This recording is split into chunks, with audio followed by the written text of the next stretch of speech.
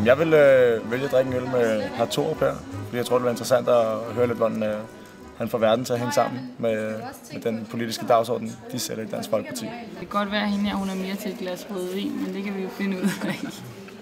Jeg tror måske, jeg kender hans lillebror. Faktisk. Manu Sarine. Jeg kan godt tænke mig at snakke med hende der. Lise. For at høre, hvordan de som parti kan forsvare, at man udhuler velfærden, og så samtidig snakke om, at der skal være forbedringer inden for daginstitutionsområdet og sådan nogle ting. Altså, jeg kan slet ikke få det til at hænge sammen. Så det kunne jeg godt tænke mig at snakke med hende om over en øl i hvert fald. Hende her, Vibeke Storm Rasmussen, tror jeg godt, jeg kunne tænke mig at snakke lidt med, fordi hun er da rimelig markant inden for sundhedsvæsenet. Hende, der skærer ned alle steder. Det kunne måske være meget interessant at høre om, hvordan hun mener, at Venstre har haft indflydelse på det offentlige sygehus. Jeg kunne godt tænke mig at spørge hende om med deres sygehusplan, hvorfor man vil udvide og forbedre gamle sygehuse, når regeringen gerne vil lægge penge af til at bygge store nye sygehuse. Og al forskning viser, at det er vejen frem i et lille land. Det kunne jeg godt tænke mig at spørge hende om, hvorfor de ligesom gør anderledes end alle andre regioner og prøver at bibeholde og renovere gamle sygehus. Jamen altså, vi kan jo også snakke med ham der, man repræsenterer et antiparti et eller andet sted, jo, så det er jo lige meget. Rendyrkepopulisme er jo ikke politik. Altså. Det bliver det spændende at se, hvordan de rammer vores målgrupper. Specielt nogle af de der partier, som mange af os måske ikke rigtig tænker så meget om. Må ikke det er et rimelig rødt folkefærd, der er her? Det tror jeg. Det tror jeg. Ja. Det ville nok være mest spændende at have en diskussion med nogen, jeg tror, jeg er uenig med. For eksempel den yderste højrefløj.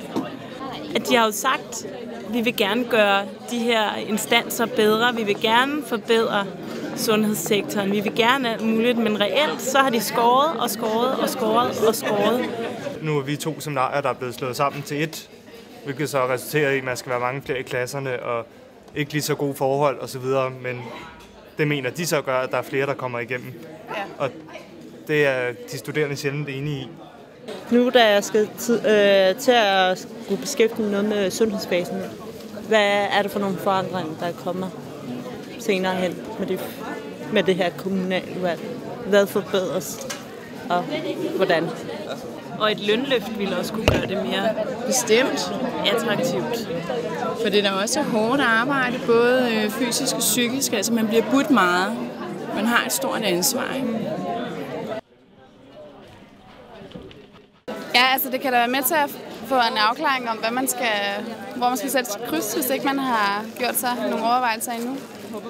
Jeg tænker, det er måske nemmere sådan helt konkret at få dem til at svare på et eller andet. Når man står lige over for dem og ikke bare går, fordi de siger det rigtige.